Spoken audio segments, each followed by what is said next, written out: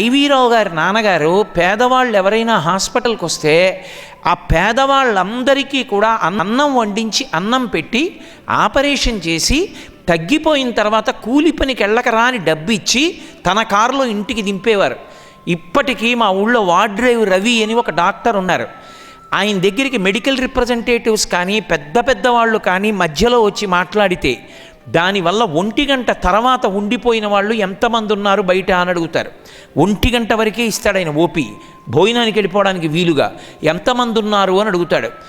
వెంట వచ్చిన వాళ్ళతో కలిపి 100 మంది ఉన్నారండి అంటే వెంటనే ఏదో బయట చిన్న బడ్డీ నుంచి కాదు, పెద్ద హోటల్ నుంచి 100 మందికి తినడానికి ఒక్కొక్కరికి 2 సమోసాలు ఒక్కొక్క కాఫీ తప్పును తెప్పించిస్తారు.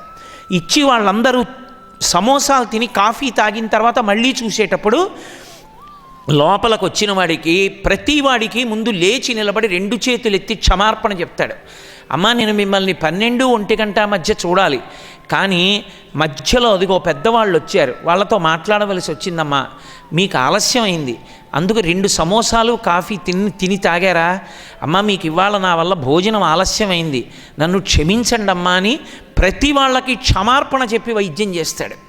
చదువు వేరు, సంస్కారం వేరు. ఆ డాక్టర్ ఐవీ రావు గారు మహానుభావుడు, ఫిజీషియన్గా ఎనలేని లబ్ధప్రతిష్ఠుడు. ఇప్పటికీ మీరు డాక్టర్స్ని అడగండి, చాలామంది పెద్ద పెద్ద డాక్టర్ల దగ్గరికి వెళ్ళి ఐవీ రావు అన్న పేరు చెప్తే మా గురువుగారండని కుర్చీలో లేచి నిలబడతారు.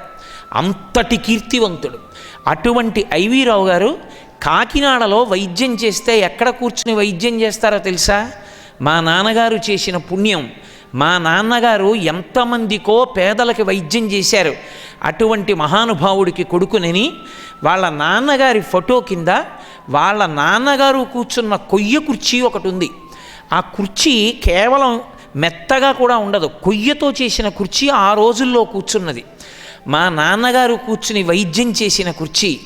నా కొడుకు డాక్టర్ అయ్యి కుర్చీలో కూర్చోవాలని మా నాన్నగారు కోరుకున్నారని దాని మీద శాలువా కూడా వేయనివ్వకుండా వాళ్ళ నాన్నగారి ఫోటో కింద ఆ కుర్చీ వేసుకుని వాళ్ళ నాన్నగారు వాడిన కొయ్య బల్ల ఒకటి ఉంటుంది, ఆ కొయ్య బల్ల ముందు కూర్చుని అంత లబ్ధప్రతిష్ఠుడైన డాక్టరు ఇవాళ పెద్ద పెద్ద హాస్పిటల్స్ ఆయనకి నెలకి లక్షలు ఇచ్చి ఫర్నిష్డ్ అకామిడేషన్ ఇచ్చి కూర్చోపెడతాయి.